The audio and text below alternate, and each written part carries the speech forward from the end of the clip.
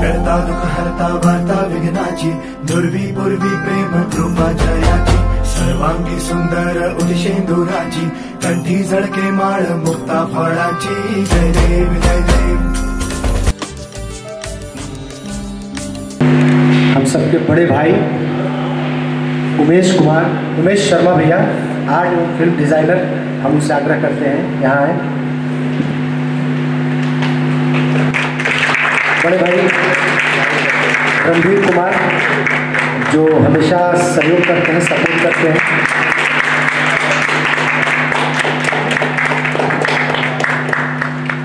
ये दरअसल इन दिनों ये जो विषय पे बात करने की जो परंपरा रही है, धीरे धीरे मतलब जो शुरुआती दिन में मैं रंगमंच में आया था तो खूब होता था गोष्ठी, बातचीत और ये तमाम चीज़ें, धीरे धीरे ये गायब होने लगी।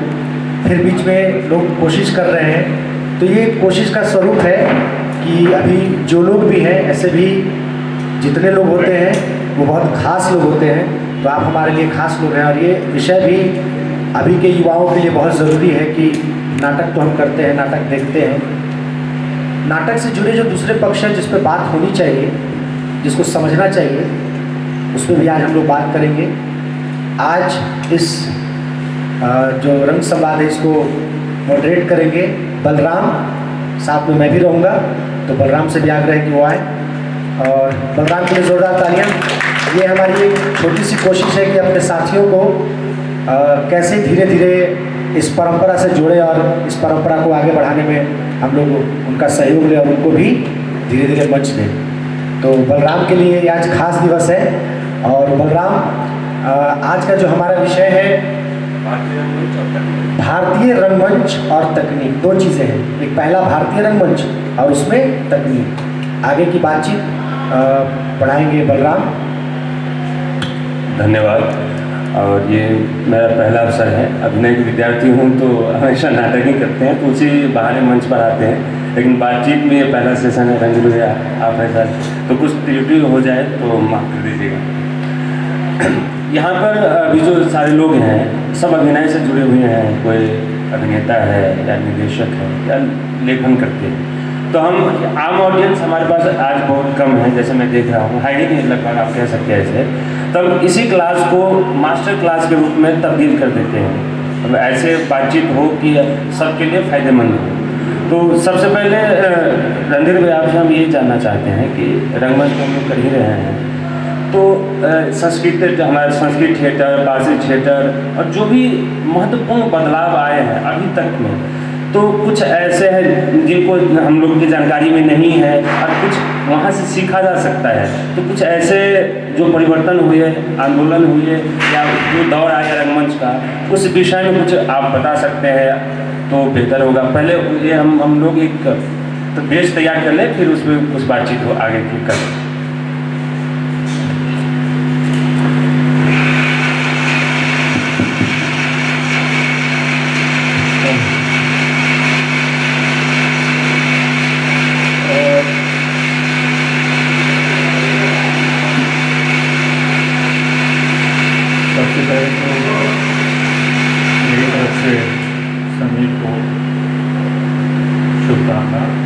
बधाई मुबारक, क्योंकि मैं जानता हूँ आयोजक कर्ता के लिए कितना मुश्किल होता है चीज़ों को समायोजित करना, क्योंकि मैं भी करता रहा हूँ और करता हूँ, तो बड़ा मुश्किल भरा सफ़र होता है ये। एक नाटक करने में ही आदमी बीमार हो जाता है, जैसे मैं हो गया हूँ एक नाटक करते करते, तो एक आयोजन करने में और आदमी बीमार होता है।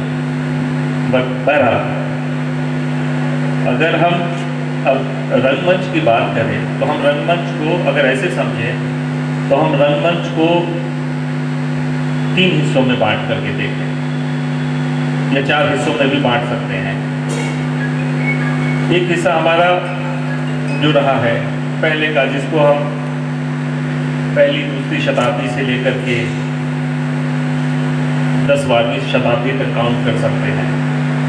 उसके बाद का फेज जो है 17वीं-18वीं शताब्दी तक है। उसके बाद का जो फेज है 18वीं शताब्दी से हम 20वीं शताब्दी तक आते हैं। मतलब प्री इंडिपेंडेंस 1947 के पहले और अभी जिसको हम मैं कहता हूँ सो कॉल्ड आधुनिक रंगमंच, क्योंकि हर समय में आधुनिकता को अपने तरीके से परिभाषित किया जा सकता है और किया जाता रहा है। और आधुनिकता को हमें समझने के लिए समझना पड़ेगा कि आधुनिकता क्या है। क्या आर्किटेक्चर में ये मॉडर्निटी है, क्या लिटरेचर में मॉडर्निटी है, या थॉट में मॉडर्निटी है, या क्राफ्ट में मॉडर्निटी है। तो आधुनिकता हम समझते हैं कुछ नई बिल्डिंग्स बना दिया, कुछ ये बना दिया। एक्चुअली मॉडर्निटी तो विचार में है ना। और अगर आप अपने पुराने परंपराओं को देखें तो मेरा ये मानना है कि हमारा समाज पहले ज़्यादा आधुनिक और प्रोग्रेसिव रहा है बनिस्बत आज के। हम बहुत आज संकुचित और कंजर्वेटिव समाज में जीते हैं। और पाटलिपुत्रा की धरती तो वैसे भी उर्वरक रही है। मैं पटना की बात करूँ तो शायद आप लोगों को जानकर आश्चर्य होगा, मॉडर्निटी की हम बात करें, तकनीक पे मैं बाद में आऊँगा, थिएटर और उसके पर्सपेक्टिव में बात कर रहा हूँ। आप तमाम लोगों को जान करके आश्चर्य होगा। आप लोगों ने कामसूत्रा का नाम सुना होगा, वालसाई में कामसूत्रा, लेकिन आप लोगों को शायद जानकारी में नहीं होगा कि कामसूत्रा की रचना वालसाई ने पाटलिपुत्रा की गणिकाओं के आग्रह पे किया। हमारे यहाँ की जो गणिकाएं थी उन्होंने वालसाई को कहा कि हमें प्रेम और क्रीड़ा के लिए एक नया शास्त्र चाहिए। तब वालसाई ने कामसूत्र की रचना की। तो हम सोच सकते हैं कि उस वक्त की गणिकाएं भी उस चीज को लेकर के कितनी आधुनिक थी। मैं इसीलिए कह रहा हूँ कि अभी हम कंजर्वेटिव समाज में ज्यादा जी रहे हैं। खैर, अब संस्कृत नाटक या किसी भी आधुनिकता, क्राफ्ट क्या है? हर चीज में क्राफ्ट है। आप देखेंगे अब भारत, चाहे आप यूरोप की तरफ, वेस्ट की तरफ जाए, चाहे ईस्ट की तरफ आए, भारतीय रंगमंच और तकनीक, अगर हम इस विषय को समझने की कोशिश करें तो भारतीय रंगमंच में क्राफ्ट तो बहुत पौराणिक है। हाँ, उसका स्वरूप अलग अलग हो सकता है। हम तकनीक का मतलब ही समझ लेते हैं कि मल्टीमीडिया का इस्तेमाल होना, या साउंड का इस्तेमाल होना, या लाइट्स का इस्तेमाल होना तकनीक है। तकनीक वो नहीं है। तकनीक अगर हम वहां से समझने की कोशिश करें कि उमेश भैया पेंटर हैं, आर्टिस्ट हैं, विजुअल आर्टिस्ट हैं, इनका ब्रश पकड़ने का तरीका भी वो जिसको हम तरीका बोलते हैं, वो भी एक तकनीक है। हर आर्टिस्ट का अपना एक तरीका होता है, वो तकनीक होता है। इसीलिए कहा जाता है कि वो उसका पर्सनल स्ट्रोक होता है। हर आर्टिस्ट का डिफरेंट होता है।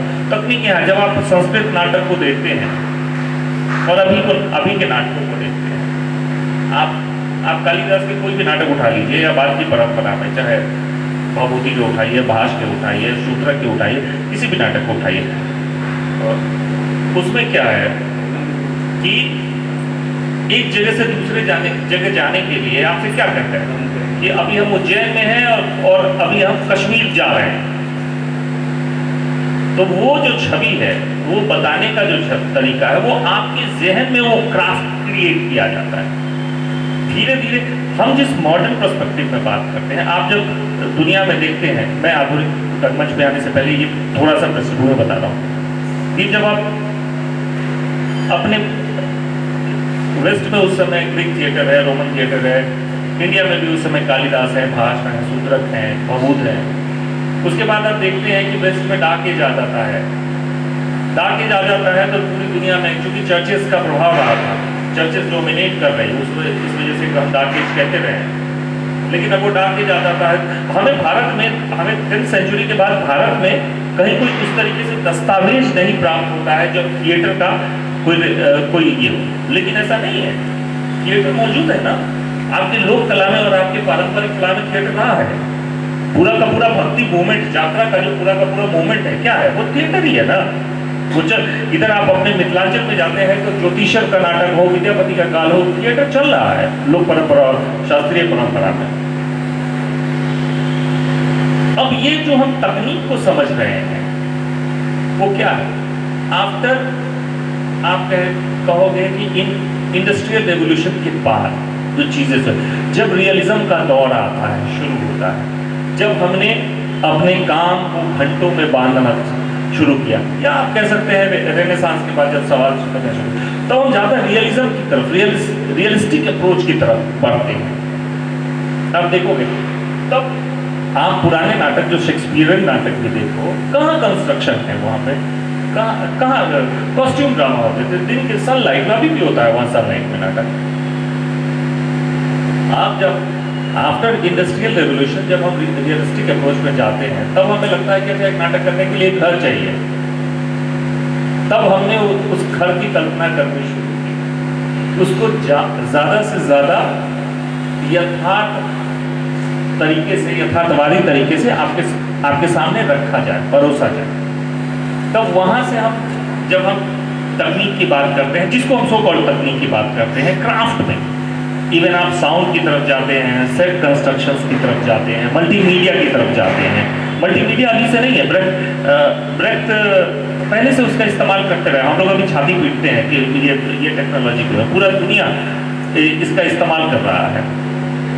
प्रॉब्लम क्या है कि हम किसी चीज को लेकर के रिजिड हो जाते हैं। मैं हमेशा से ये कहता हूँ, ठीक है, हम सहमत असहमत हो सकते हैं चीजों से, के काम से, लेकिन खारिज नहीं किया जा सकता ना, वो भी एक काम है। जैसे लोक कला है, हम उसको खारिज करते हैं, अरे भाई वो भी तो एक कला है। तो तकनीक को समझने में हम हमेशा गलती ये कर जाते हैं ना कि हम आफ्टर जो इंडस्ट्रियल रेवोल्यूशन है उसके बाद की जो तकनीक है, हम वहां पे रुक जाते हैं, थम जाते हैं, वहां से समझना शुरू करते हैं और देखना शुरू करते हैं। आप दिल्ली चले जाइए, जंतर मंतर है, वो क्या है? वो एक तकनीक है ना, जो टाइम मापने का चक्र बनाया गया। मतलब ये हुआ कि हमारे समाज में, आपको पहले भी पता है कि हमारे समाज में और अपने समय में साइंस हमेशा एग्जिस्ट करता रहा है। हमने उसको अलग अलग तरीके से डिस्ट्रीब्यूट कर दिया है। वही डिस्ट्रीब्यूशन कुछ हम आधा अधूरा समझते हैं। अगर आप जैसे अभिनेता क्या करता है? अभिनेता भी अपना एक क्राफ्ट रचता है ना, क्राफ्ट बनाता है। आप जब सारे लोग थिएटर वाले हैं, जब आप स्टेनिस्लॉवस्की को पढ़ते हैं तो वो क्या बताता है? एक तरीका बताता है, एक प्रोसेस बताता है, एक पद्धति बताता है। जब आप पेंटिंग सीखने जाइएगा इनके पास, तो ये आपको क्या करेंगे? जब एक शक्ल बनाना होगा तो पहले एक गोल घेरा बना देंगे, उस घेरा का डिस्ट्रीब्यूशन बताना शुरू करेंगे। ये अपर पार्ट हो गया, ये मिडिल पार्ट हो गया, ये लोअर पार्ट हो गया, उसके बाद उसमें शेप देना। वो क्या है? वो क्राफ्ट है, वही तो तकनीक है। तो तकनीक को किसी भी चीज से अलग करके नहीं देखा जा सकता। हम तकनीक को हमेशा अलग इसीलिए कर देते हैं क्योंकि हम समझना ही शुरू करते हैं 18th-19th सेंचुरी के बाद से। थिएटर में हम समझना ही शुरू कर देते हैं। क्या वो तकनीक नहीं, क्या आप उसको तकनीक नहीं मानेंगे? जब मशाल की रोशनी में, जब ग्रीक थिएटर्स बने और उस थिएटर का निर्माण ऐसे हुआ कि पूर्व जैसे सन आता है और सन जाता है, उसके अकॉर्डिंग सारे ऑडिटोरियम्स बनाए गए। यही तकनीक है ना। तो तकनीक का इस्तेमाल हम क्यों कर रहे हैं, कैसे कर रहे हैं, उसके पीछे हमारा पर्पस क्या है, मोटिव क्या है, ये हमें समझना पड़ेगा। जैसे ही तकनीक शब्द आता है ना, मोटे मोटे सब समझने लगते हैं कि अच्छा ये जनरल परसेप्शन है, अच्छा ये तो वीडियो की बात करेगा। तकनीक का मतलब ही हम इतना समझ के रखते हैं कि अच्छा ये तो मल्टीमीडिया की बात करेगा। मल्टीमीडिया इज नॉट अ तकनीक। तकनीक तो हर चीज में है। खाना बनाने में भी एक तकनीक है, प्रोसेस। ऐसे आप बना देंगे क्या? तो किसी भी क्षेत्र के लिए, चाहे कला हो चाहे जीवन हो, सब में तकनीक, जीने की एक पद्धति भी है। पद्धति क्या है? हम कहते हैं ना जीवन पद्धति, तो जीवन पद्धति का मतलब क्या समझे? पद्धति का सीधे सीधे क्या समझे? एक प्रोसेस है, एक तरीका है, एक प्रोसेस है। जैसे ही तरीका आएगा तो क्या होगा? तरीका को और अगर डिफाइन करेंगे तो तकनीकी रूप में शामिल हो जाएगा। तो तकनीक, अब थिएटर, कहते तो ये जनरल बात हो गई। अब थिएटर की बात करते हैं कि आप मॉडर्निटी में थिएटर जब देखते हैं तो आप जब अपनी लोक कलाओं में जाइए, लोक कला में जैसे हमारी तरफ उस तरह की देखिए, लोक कला वही लोक कला और पारंपरिक कला जीवित रही इस देश में जो कहीं ना कहीं से हमारे समाज से जुड़ा था या हमारे धर्म से जुड़ा था। आप देखें कि हमारे नॉर्थ इंडिया में नौटंकी खत्म हो गया और रामलीला रासलीला बचा रह गया। आप देखिए यक्षगाना, कुडियाट्टम, तेरुकुतु, ये सारी कलाएं इसीलिए जीवित रही क्योंकि कहीं ना कहीं आपके धर्म से जुड़ा हुआ है, उस तरीके से नहीं चला या लुप्त होता जा रहा है। आज भी महाराष्ट्र में लावणी हो, चाहे मराठी नाट्य संगीत हो, वो दूसरी तरह से कुछ इक्का दुक्का है, लेकिन उसकी परंपरा बहुत लंबी नहीं है, लेकिन फिर भी आज भी एग्जिस्ट करती है। लेकिन नॉर्थ इंडिया में वो खत्म हो गया या पूरे बाकी देश में आप देखोगे वही जैसे यात्रा है या पूरा जो भी भक्ति मूवमेंट से निकला हुआ जो भी परंपराएं हैं वो सब की सब जीवित है। अब आप देखते हैं आप कुडियाट्टम का या क्या होता है टेम्पल्स में जब होता है तो वो एक पूरा का पूरा लैंप्स जलाना, वो लैंप्स के साथ वो एक एसोसिएशन होता है, एक बेंच होता है, हम उसको भी तो क्राफ्ट ही कहेंगे ना। या जब आप अपने मराठी संगीत की तरफ देखते हैं तो पेंटेड कर्टन्स का इस्तेमाल, पारसी थिएटर में पेंटेड कर्टन, दृश्य को बनाने के लिए, दिखाने के लिए पेंटेड कर्टन्स का इस्तेमाल करना, और ये इस्तेमाल अभी से नहीं शुरू हुआ है। 13th सेंचुरी में बहुत बड़े पेंटर थे, पिछली बार दिनों भी शायद मैंने उनका नाम लिया था, चर्चा किया था, सेलेस्टीन सतीलो। इन्होंने 13th सेंचुरी में पर्सपेक्टिव लाइट का इस्तेमाल किया था पेंटेड कर्टन्स का, हम वहां से उसको डिजाइन में डिपिक्ट करते हैं मॉडर्न थिएटर में। और वही चीजें आप धीरे धीरे देखते हो, लाइट की हिस्ट्री में जाते हो तो सन आया, मशाले आए, मशाले के बाद ऑयल लैंप्स आए, ऑयल लैंप्स के बाद इलेक्ट्रिसिटी आया, इलेक्ट्रिसिटी के बाद बल्ब्स आए, बल्ब्स का मॉडिफिकेशन हुआ तो आप टंगस्टन बल्ब्स लेके आया, अब एलईडी आ गए। उसमें हम अपनी सुविधा के हिसाब से फिर लाइट लेंसेज का इस्तेमाल करना शुरू किया। पीसी है, फ्रेनल है, ईटीसी है, ये सारे लेंस के नाम है जिसको हम लाइट करके कह के बुलाते हैं, वो सारे लेंस के नाम है। फ्रेनल लाइट जो है वो लेंस जो है वो साइंटिस्ट का नाम है फ्रेनल, उसके नाम पे वो लेंस है। पीसी मतलब प्लेनो कॉन्वेक्स, ईटीसी मतलब एल्पिसोडल, तो ये सारे लेंसेज के नाम है जिसके नाम पे हम लाइट्स का नाम लेते हैं। तो जैसे जैसे जरूरतें हुई वैसे वैसे उसका डिस्कवरी होना शुरू किया। अब उस तकनीक और ये जो इक्विपमेंट्स हैं, इक्विपमेंट एक अनदर पार्ट है और उसका इस्तेमाल एक दूसरा चैप्टर है। हम कह देते हैं वीडियो ले आया तो एक तकनीक हो गया, तकनीक थोड़ी हो गया, तकनीक उसका इस्तेमाल कैसे किया जा रहा है, दैट इज कॉल्ड तकनीक, टेक्नोलॉजी। वो तो एक ऑब्जेक्ट है, प्रोजेक्टर एक ऑब्जेक्ट है, हाँ वो ठीक है, कैमरा एक ऑब्जेक्ट है। अब तकनीक इसी को कहते हैं ना कि आदमी मोबाइल फोन से फिल्म बना दे रहा है। हम लोग मजाक में कहते नहीं तो जुगाड़ टेक्नोलॉजी है यार। तो तकनीक है, आप उसका इस्तेमाल कैसे करते हैं मल्टी लेवल पे। बाकी टूल्स तो टूल्स है आपके पास। आपके हाथ में एक ब्रश दिया जाए और एक उमेश भैया के हाथ में ब्रश दिया जाए और कहा जाए कि वॉल पे से कुछ स्ट्रोक लगाओ, ये कुछ भी लगाएंगे तो इनके उसमें एक फ्लो दिखेगा, एक रिदम दिखेगा। हम कितना भी लगाएंगे तो वो रिदम नहीं दिखेगा। कोई भी अनजान आदमी देख के कह सकता है कैसे ये वाला जो लाइन है ना, ये तकनीक का खेल वही है।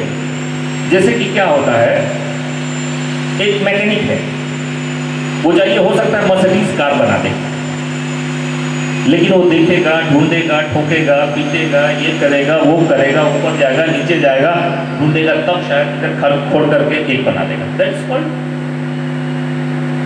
मैकेनिक। और एक आदमी आएगा जो देखेगा, कुछ करेगा, बोलेगा हाँ इसका ना वो कार्बोरेटर में कच्चा आ गया है, इसको ठीक कर दो। That's called engineer. तो मजदूरी में और इंजीनियर होने में, एक्सपर्ट होने में फर्क हो जाता है। मैं उसके खिलाफ, मैं उसके बिल्कुल ये नहीं हूँ कि हिट एंड ट्रायल काम नहीं करता है, लेकिन एक जो एक्सपर्ट है वो क्या करता है, उसको पता है कि उसका क्या काम है, वो क्या करेगा और उसका आउटकम क्या आएगा। मजदूर वो करेगा, मिस्त्री, लेकिन उसको ये एग्जैक्ट पता नहीं होगा करने से पहले कि उसका आउटकम क्या आने वाला है। तो ये दो चीजें फर्क है। वही फर्क है तकनीक के साथ और नॉन तक जो इस्तेमाल करते हैं प्रॉपर, वही इस्तेमाल हमारे, आप देखते हैं अब उसको अलग तरीके से परिभाषित किया जा सकता है कि जब लाइट्स आई तो तापसदा ने क्या किया, कैसे लाइट्स लगाई, कैसे पानी को क्रिएट करने के लिए क्या क्या किया। अब उसी विचार को जब वो 50s में किया जा रहा था, उसी विचार को अगर अभी कहे कि नहीं वो जो 50s में जो तरीका था वही तरीका से करेंगे तभी तकनीक होगा, वाकई मॉडर्निटी खराब है, तो ये तो नहीं होता ना। अभी चीज़ें बदल गई, समय बदल गया, समाज बदल गया, तो अभी के तरीके से होगा ना, जो होगा अभी के तरीके से होगा।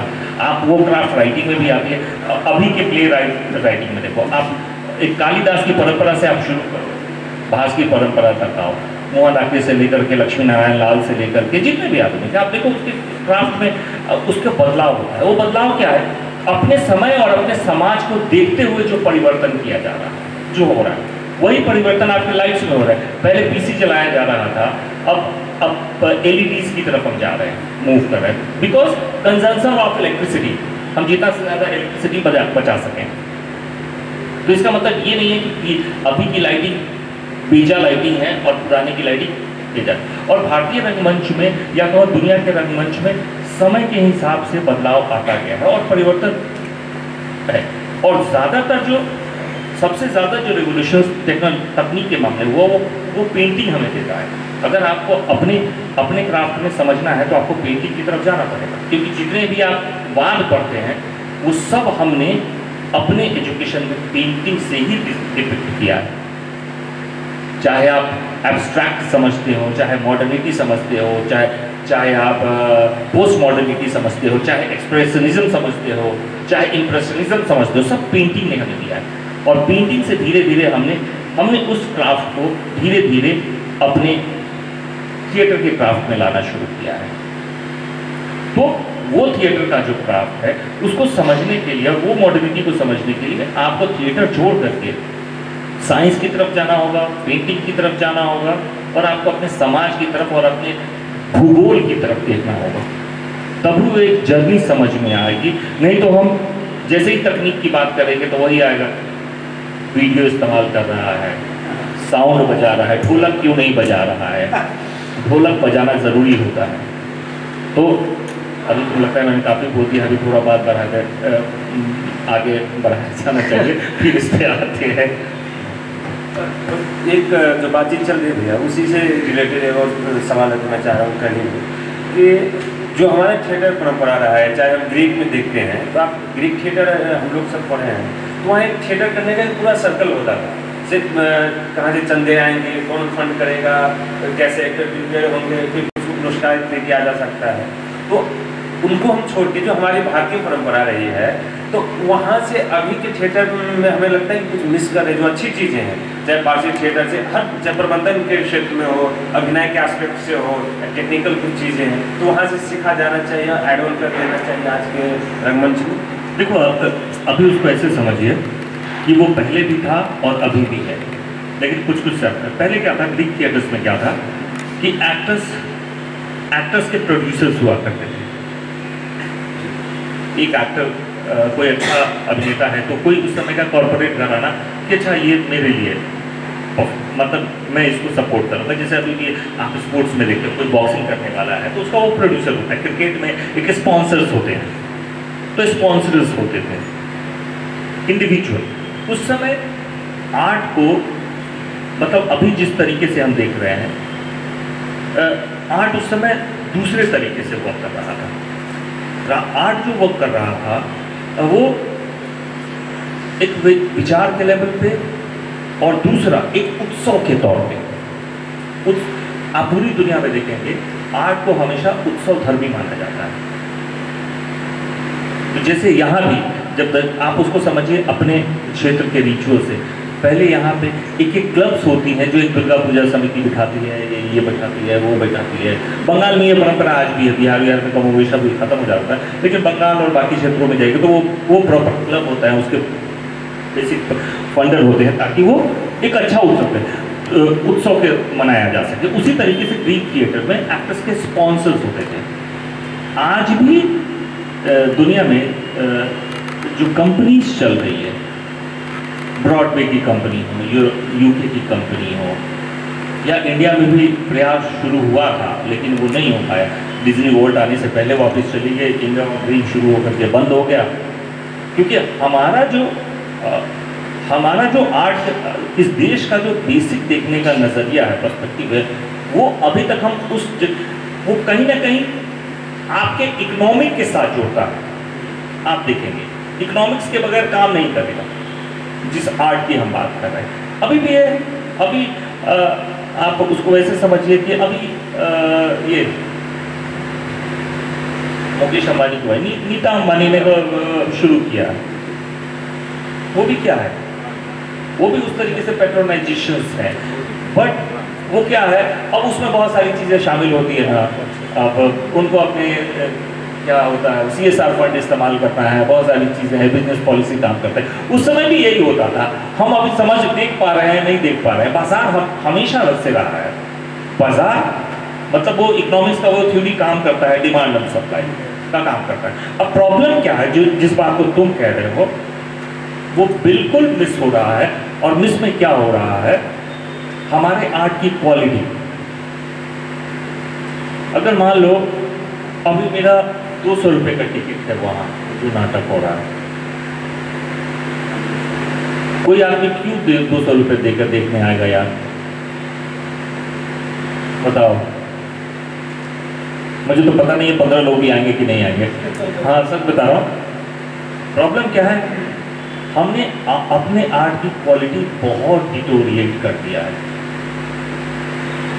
कुछ भी कर रहे हैं। जब एक दर्शक 10 रुपए का भी टिकट लेकर के आता है तो उसको 10 रुपये का वर्थ मिलना चाहिए। आप जब आइनॉक्स में जाते हो सिनेमा देखने, तो एक टिकट, पटना के आइनॉक्स की हालत है, एक टिकट, एक पॉपकॉर्न और एक कोल्ड ड्रिंक, 1000 रुपये का खर्च है। वही आप फन रिजेंट में चले जाते हो, मोना में चले जाते हो, तो एक टिकट, एक कोल्ड ड्रिंक और एक 650 से 700 रुपये का खर्च है। वहीं आप बिना सिनेमा में चले जाओ तो 200 से 300 का खर्च है। मैं ये कह रहा हूँ कि हर जगह की अपनी एक साइंटिफिक है, क्वालिटी है। तो जो बंदा मान लो 200 से 300 भी खर्च कर रहा है, उसको उसका वर्थ मिलता है। हमने अपने आर्ट में, जिसको हम सो कॉल्ड मॉडर्न आर्ट कहते हैं, उसमें हमने इसको आज भी, जिसकी बात तुम कर रहे हो, कुडियट्टम जैसे, तिरुपति जैसे परंपराएं पेट्रोनाइज की जा रही है, यक्षगान जैसी परंपराएं पेट्रोनाइज की जा रही है, संगीत नाटक जैसी परंपरा पेट्रोनाइज की जा रही है। हमारा आर्ट इस वजह से पेट्रोनाइज नहीं हो पा रहा है या उस तरीके से नहीं हो रहा है क्योंकि हमने अपने आर्ट को आर्ट माना ही नहीं। हमने अपने आर्ट को कहा कि मेरा जो मन करेगा वो करेंगे, ठीक, कोई प्रॉब्लम नहीं है।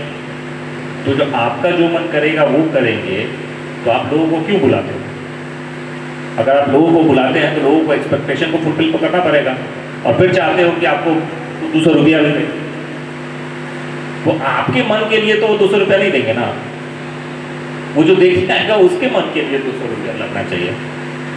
तो मैं कह रहा हूँ कि अभी भी वो है, कुछ सेक्टर्स में है, लेकिन अगर हम अपने काम को इनरिच नहीं करेंगे तो वो संभव नहीं हो पाएगा। सर बहुत बहुत धन्यवाद। खासकर तकनीक को लेकर हम लोगों में जो कन्फ्यूज़न रहता है तो वो दूर करने के लिए और कई सारी चीज़ें। सर आपसे ये है कि हमारे जैसे थिएटर में प्रोडक्शन तैयार करने के या नाटक तैयार करने के लिए हमारे पास निर्देशक होते हैं या संगीत मंडली है तो वो है, एक्टर्स हैं, तो इम्प्रोवाइजेशंस होते हैं, हमारे पास तथ्य होता है, नाटक की कथा है या चाहे हम लोग कुछ इम्प्रोवाइज करते हैं। तो एक कह सकते हैं जो सर ने कहा तकनीक होता है, हर चीज़ होता है कि हमें ऐसे डिजाइन करनी है। चूँकि हम लोग अभिनय के विद्यार्थी हैं और पेंटिंग्स की समझ थोड़ी बहुत कम है और हमारे अलका जी साहब थे राष्ट्रीय नाट्य पदक के बहुत बड़ा योगदान है, तो मैं उनके बारे में पढ़ा दूँ। पेंटिंग्स कमाल के पेंटर थे वो ज़्यादा जोर देते थे और काफ़ी बहुत सर है या कई ऐसे डायरेक्टर्स हैं वो अपने सीन पर स्केच कर देते हैं। हाँ सर, मैं उनके बारे में स्केच कर देते हैं। तो मैं आपकी वो सवाल ये है कि आप जब कुछ पेंटिंग करते हैं तो ज़रा हम लोग को ये समझाइए कि क्या क्या चीज़ें रहती है दिमाग में। और दूसरा सवाल ये है कुछ हम पेंटिंग्स को देखने का भी एक खास तरीका होता है या समझने का है, तो वो दो सवाल है कि आप क्या क्या ध्यान रखते हैं और कैसे स्केच करते हैं जो सबटेक्स्ट जिसको हम लोग अभिनय में कहते हैं, आप में क्या रहता है और दूसरी चीज़ इसको समझे कैसे पेंटिंग्स जब हम देखें। मैं पटना आर्ट कॉलेज में 87 पास आउट हूँ वहाँ से और 82 में मेरा एडमिशन हुआ और 84 से मैं पटना में नाटक देखना शुरू किया। एक बड़ा प्ले हो रहा था महाभोज, बहुत बड़ा था जिसमें 150 लोग काम कर रहे थे। हाँ, प्रवेश अख्तर ने उसको डिज़ाइन किया और उसके बाद से मेरा झुकाव जो है वो थिएटर रंगमंच के प्रति मेरा बढ़ता गया। और जब पेंटिंग मैं कर रहा था, उसके स्टडी कर रहा था पटना आर्ट कॉलेज में, और जब मैं इधर अधिकतर शहर में जो नाटक हो रहे थे उसको मैं लगातार देख रहा था, तो एक चीज़ मुझे समझ में आई कि पेंटिंग और थिएटर में सिर्फ इतना अंतर है कि पेंटिंग में हम किसी सब्जेक्ट को लेकर करके ड्राइंग करते हैं और थिएटर जो है वो परफॉर्म करता है ना। लेकिन जब उसको मैं देखने लगा तो मुझे ये समझ में आया कि पहला तो स्पेस जो हमारे पास कैनवास होता है और थिएटर में मंच होता है। दूसरा ये कि कंपोजिशन हम लोगों को पढ़ना है, जो पेंटिंग हम लोग करते हैं उसमें कंपोजिशन सबसे ज़्यादा महत्वपूर्ण है हमारा। हम कंपोजिशन अगर बहुत नहीं समझे तो शायद हम अच्छा पेंटिंग नहीं कर सकते। उसी तरह से थिएटर में भी है कि कंपोजिशन आप करते हैं, है ना। 2 आदमी इधर खड़ा होगा, 4 आदमी यहाँ खड़ा है, कैसे संवाद होगा, कैसे दिखेगा, ये एक कंपोजिशन होता है। हमारे पेंटिंग में भी हम प्रोस्पेक्टिव पे ज़्यादा ध्यान देते हैं, है ना, कि वो आगे कैसे होगा, उसके पीछे कैसे होगा, उसके पीछे कैसे होगा, है ना, तो वो कैसे दिखेगा फिर पूरी चीज़ को, वो हम लोग अपने पेंटिंग में प्लान करते हैं। उसी तरह से थिएटर में भी है कि प्रोस्पेक्टिव, उसमें भी हमको लगता है कि ध्यान दिया जाता होगा या ध्यान देने की ज़रूरत है कि मंच पे हम कैसे चीज़ों को रखें। दूसरी बात कि पेंटिंग में जो सबसे ज़्यादा हम लोगों के लिए जो मुझे लगता है कि शायद थिएटर में होगा, रणधीर चूँकि पढ़े हैं, मैं थिएटर का विद्यार्थी नहीं हूँ, लेकिन जितना मैंने पेंटिंग पढ़ करके और पेंटिंग को जान करके और कर करके समझा है, उस दृष्टिकोण से मैं थिएटर को देखता हूँ। पेंटिंग यह है कि आदि मानव काल से जब मानव का सृजन हुआ तब से ही गुफा में वो पेंटिंग और ड्राइंग की शुरुआत हुई। उसके बाद में बाकी कलाएं जो हैं वो ये हुई। तो वहाँ से वो जानवर वगैरह को बनाते थे, उस पर प्रैक्टिस करते थे मारने का। फिर वहाँ से वो पूरे पहाड़ की गुफा में वो पूरा ड्राइंग मिलता है, जहाँ कि हम लोग मानते हैं कि वो वहाँ से एक शेप, मतलब कि एक फॉर्म जो कहते हैं ना, कि वो बनाते थे। जैसे एक गोल सा शेर का मुंह बनाया, एक ऐसे बॉडी बना दिया, 4 लकीर खींच दिया और एक पूंछ बना दिया, और ये उसको शेर मार करके उस पर वो प्रयास करते थे कि हम मार रहे हैं। फिर आगे जब शेर जंगल में मिलता था तो उससे वो लड़ते थे, क्योंकि वो अभ्यास हो चुका होता है चित्र के ऊपर। तो ये थिएटर में जो है उस पेंटिंग के दृष्टिकोण से जब हम देखते हैं तो सबसे बड़ा हमारे पास जो आता है या तो क्वार्टर साइज पेपर या फुल शीट पेपर या बड़ा कैनवास। तो ये इसको हम स्पेस कहते हैं। तो स्पेस डिज़ाइन जो है वो मुझे लगता है कि पेंटिंग में हम लोग बहुत ज़्यादा पढ़ते हैं और बहुत ज़्यादा उसको बारीकी से समझते हैं। और मुझे लगता है कि जो स्पेस मंच होता है उसको भी निर्देशक हो, एक्टर हो या जितने भी लोग हैं सबको समझने की ज़रूरत है। अगर वो हम बहुत बारीकी से नहीं समझ रहे हैं तो मुझे जहाँ तक लगता है कि वो कहीं ना कहीं हम जो ऑब्जेक्ट को रखते हैं, कंपोजिशन को रखते हैं, वो डिस्टर्ब होता है। कुछ चीज़ हम बड़ा जो देखते हैं पेंटिंग में, तो स्पेस को कैसे डिवाइड करते हैं।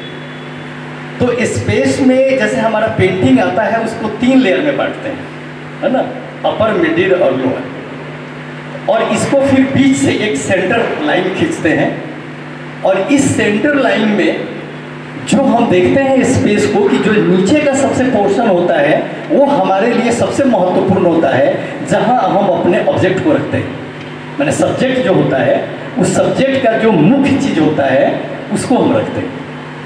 और उसके बाद जो बीच वाला होता है उसको हम उसके सपोर्ट में जो सब्जेक्ट होता है और या कोई ऑब्जेक्ट हो गया कि जैसे ये हम जमीन मानते हैं, बीच में हम एयर मानते हैं और टॉप जो है हमारा स्काई होता है।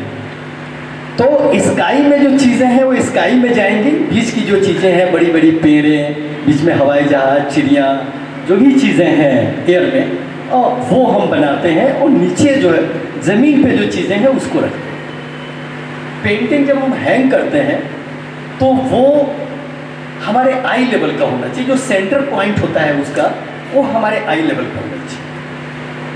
और अधिकतर पेंटिंग को हम नीचे से 2.5-3 फीट जो है वो छोड़ करके उसको हैंग करते हैं। तो ये एक चीज़ आगे हम डिटेल करेंगे इसको कि जो दर्शक होता है वो देखता है और उसका ब्रेन जो है वो कैसे चीज़ को देखने में काम करता है, वो हमारे लिए सबसे ज़्यादा समझने की ज़रूरत है।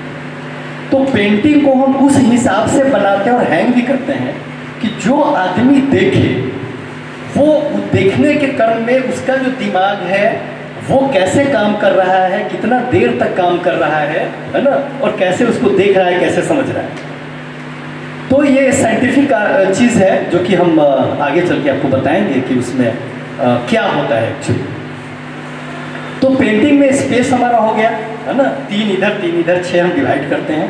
लेकिन हमारा जो लेफ्ट साइड होता है वो सबसे महत्वपूर्ण एरिया होता है। एक तो हम 3 डिवाइड किए, लेकिन उस 3 में जो सेंटर पॉइंट जब हम काटते हैं तो लेफ्ट जो है वो उसको हम सबसे ज़्यादा वैल्यू देते हैं। कंपोजिशन हम ज़्यादा जो कोशिश करते हैं वो हमारा लेफ्ट साइड है। उसी तरह से मुझे लगता है कि जो स्टेज है, स्टेज को जितना मैंने देखा है इसके हिसाब से, तो मुझे लगता है कि फ्रंट में जो फ्रंट स्पेस होता है तो 3 पार्ट में इसको भी बांटना चाहिए। और या मैंने होता होगा, लेकिन मेरा जो अपना पेंटिंग का अनुभव है वो मैं कर रहा हूँ। थिएटर में भी हम लोग अपने स्पेस को 6 या 9 भाग में डिस्ट्रीब्यूट करते हैं।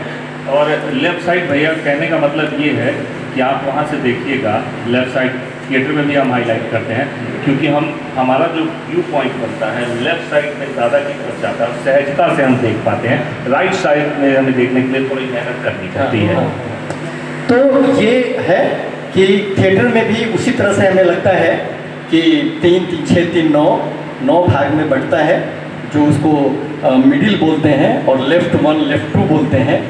और उसी तरह से हमारे पेंटिंग में।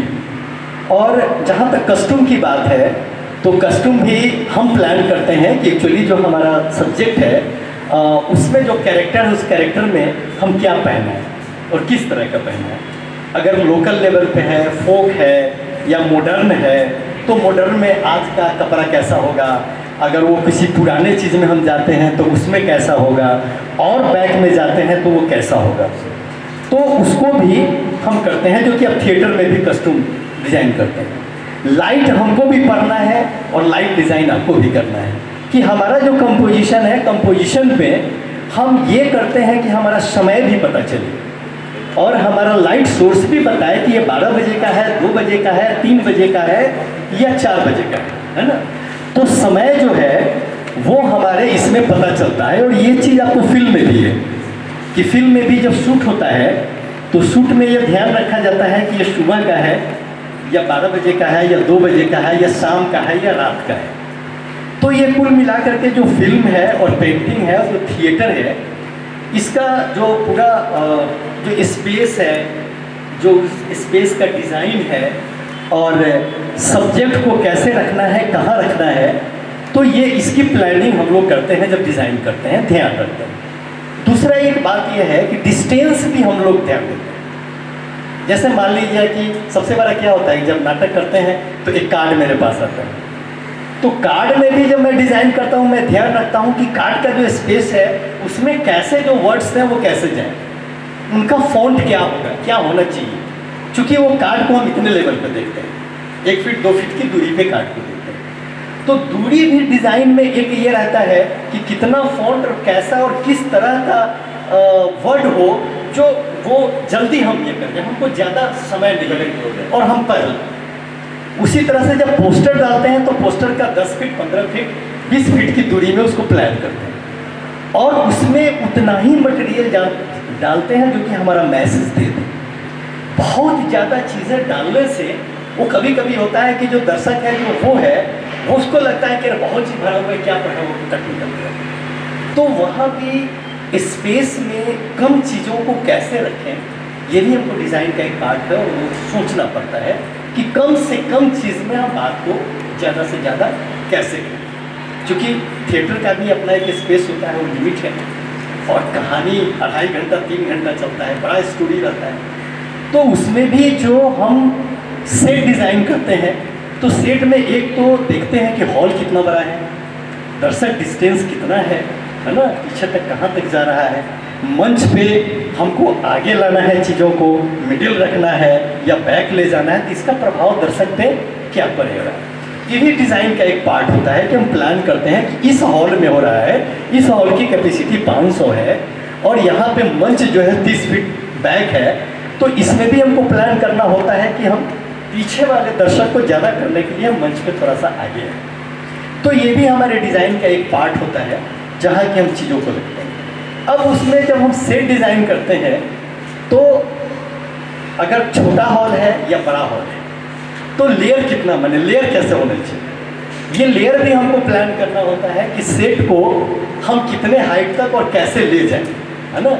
इसीलिए उसमें भी है कि जब हम लेफ्ट तरफ जाते हैं तो उसमें कोशिश करते हैं सेंटर और लेफ्ट ये दो ज़्यादा प्लान करते हैं कि थोड़ी सी उसकी हाइट ज़्यादा हो, लेकिन राइट तरफ जो है वो थोड़ा सा लो रखें, है ना, क्योंकि ये सपोर्टिव होता है। जैसे कंपोजिशन क्या है कि अगर हम कोई पनिभरनी बना रहे हैं तो पनिभरनी ही हमारा मेन सब्जेक्ट है, लेकिन उसके पास कुआं गांव कुछ पेड़ पौधा है उसको सपोर्ट करना। तो एक्चुअली जो राइट साइड है वो प्ले को एक सपोर्ट करता है और उसमें जो ज़्यादा जो बड़े कंपोजिशन अच्छे कंपोजिशन है प्ले में वो हमको लगता है कि लेफ्ट तरफ रखना चाहिए। उसके पीछे कारण है कि जो हमारा ब्रेन है वो स्मूथली लेफ्ट तरफ ज़्यादा इजीली देखता है, इसलिए हम रोड पे भी चलते हैं तो हम लेफ्ट तरफ चलते हैं, है ना। हाँ, तो राइट हमारा जो है ना, जो इंडियन कल्चर है या इंडियन जो इन्वायरमेंट है उसमें हम राइट तरफ बहुत स्मूथ नहीं हो पाते। और आप देखते हुए है कि जब शिक्षा में कि या कहीं भी कि जब पढ़ाई की बात आती है, क्लास की बात आती है, वर्क की बात आती है, तो आखिर 30 मिनट ही क्लास क्यों होता है या 45 मिनट का ही हम सेशन क्यों रखते हैं, कॉलेज हो या स्कूल। क्योंकि हमारा ब्रेन जो है स्मूथली 30 मिनट किसी चीज़ को बहुत अच्छा से देखता है। स्मूथली 30 मिनट जब बढ़ने लगता है तो वो उसका ब्रेन जो है बहुत ज़्यादा एक्सपेरिमेंट में बोर होने लगता है, वहाँ नहीं करता। और लेफ्ट तरफ, और कभी कभी ये भी होता है कि बहुत अच्छा चीज़ को जब आप राइट रखने लगते हैं तो वो अच्छा चीज़ भी खराब दिखने लगता है, क्योंकि सारा खेल यहाँ का है। तो इसको भी हमको डिज़ाइन में समझना होगा कि हम जब चीज़ों को रखें तो दर्शक के हिसाब से हम कैसे प्लान करें, कैसे समझें और कैसे रखें, ताकि दर्शक बहुत आराम से और बहुत रिलैक्स होकर के मेरे प्ले का आनंद ले सकें। तो ये डिज़ाइन का एक बड़ा ये होता है कि स्पेस को हम लेते हैं, कंपोजिशन कैसे करते हैं, कंपोजिशन को हम स्टेज पे फ्रंट में कब ले जा रहे हैं, बैक कब ले जा रहे हैं, तो इंट्री एग्जिट की बात करते हैं, वो कितना हम दे रहे हैं, कैसे दे रहे हैं। क्योंकि दर्शक जब देख रहा होता है तो हम मेरा अपना होता है कि जब भी हम डिज़ाइन करते हैं तो एक्चुअली जो मैंने पेंटिंग में पढ़ा उसी सारे फॉर्मेट को हम प्ले में डिज़ाइन करते हुए हम थिएटर में सेट करना शुरू किए। और एक बड़ा चीज़ जो आता है कि जो सेट करते हैं, या मैंने कस्टम भी किया है कई प्ले का, तो हमारे कलर में क्या है कि कलर जितने भी कलर होते हैं 12 कलर एक्चुअली हम लोग जानते हैं, और 12 कलर के जो सेट्स होते हैं वो लाखों में होते हैं। तो ये जो 12 कलर है ना, ये कलर का भी अपना, जैसे नाटक में एक एक्टर का अपना कैरेक्टर होता है ना, उसी तरह से जितने भी शेड हैं और जितने भी कलर हैं इसके अपने कैरेक्टर हैं।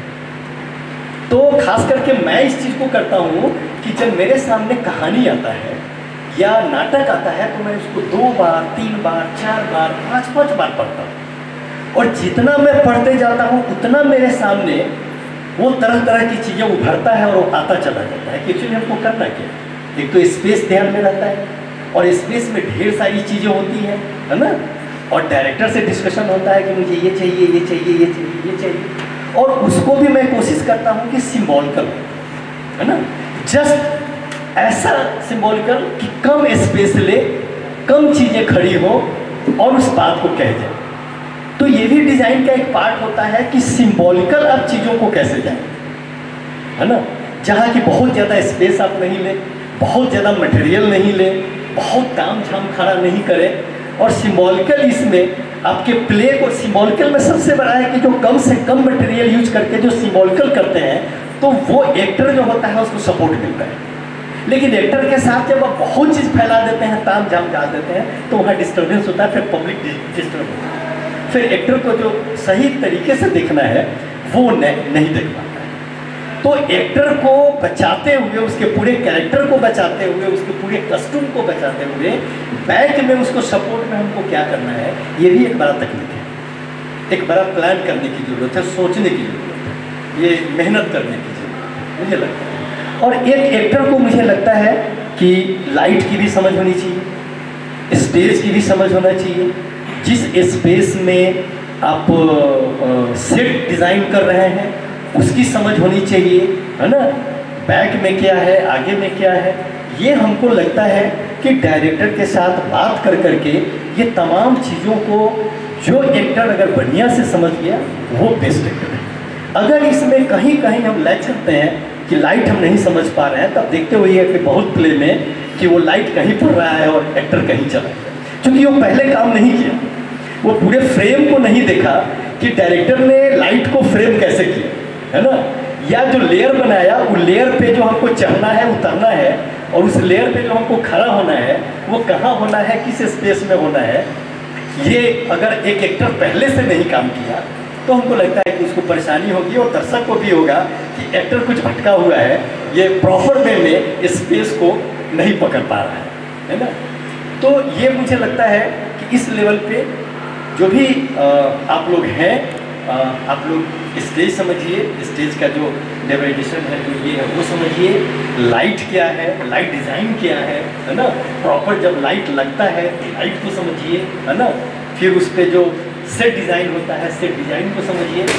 तो उसी तरह से मैं ये कह रहा था कि ये सारे चीज़ें, सेट हो, कस्ट्यूम हो, या आपका कैरेक्टर हो, जहाँ कि आप मेकअप करके अपने चीज़ को बदलते हैं, यहाँ भी कलर का एक बड़ा महत्वपूर्ण योगदान है।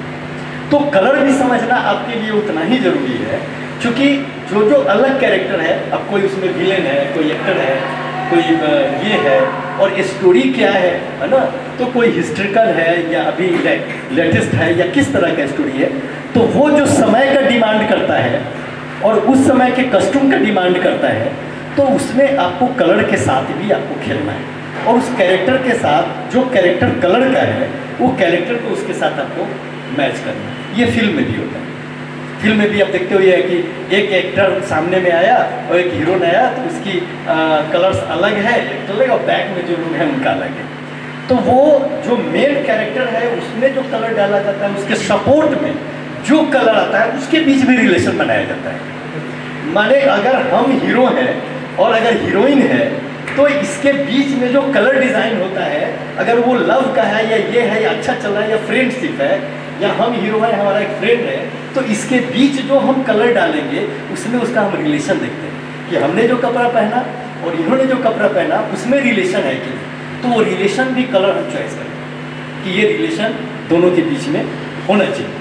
हीरोइन से उसका क्या है, अब वहीं पे जो खलनायक होगा जो एंटी कैरेक्टर हो जाएगा, वो एंटी कैरेक्टर को फिर एंटी कैरेक्टर वाला जो कलर है उसके साथ हम प्लान करते हैं। तो ये मेरा जो पेंटिंग का अपना अनुभव रहा है, उस अनुभव में जो पेंटिंग में सारे तकनीक हम इस्तेमाल करते हैं, है ना, वो स्पेस से लेकर के फ्रेम करना, ऑब्जेक्ट डालना, कहाँ पे होना चाहिए, कैसे होना चाहिए, कितना। अब ये चीज़ एक और हम कहना चाहेंगे जो मॉडर्निटी की बात है, जो मॉडर्न आर्ट की बात है। देखिए मॉडर्न आर्ट बहुत इधर आ रहा है और उस समय के अनुसार, हर समय के अनुसार जो काम होता है वो मॉडर्न है।